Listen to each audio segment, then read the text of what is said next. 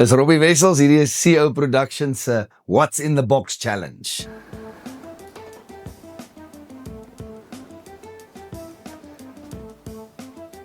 Ja, Jenny. Moet Jenny wees. Tweede een, Die eerste ding waaraan ek dink dit is shaving gel. derde een, What's in the Box.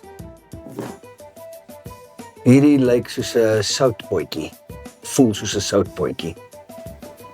'n Gaatjie oor, dan voel ek hy sagterig. O, wat is dit? Dit is 'n vrug. Ag ja, ek dink nou die vrug waaraan ek dink nou, maar ek kan nou nie aan sy naam kom nie. Ek kan nou nie die naam. Is dit tamatie?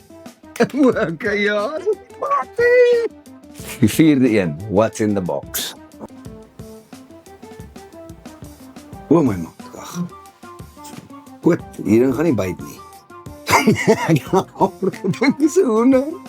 Dis nie 'n hoender nie. Dis 'n prei. Is ek reg? Ek het nou hier gesê, julle sal hom nie hoender heen sit nie. Nommer 5 van What's in the Box.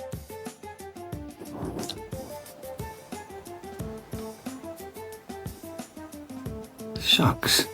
Dit voel amper soos een van daai speel spinnekoppe. Ja, dit voel soos een of ander plastiek gogga. Soos 'n plastiek krap of 'n ding. Regtig? Nice!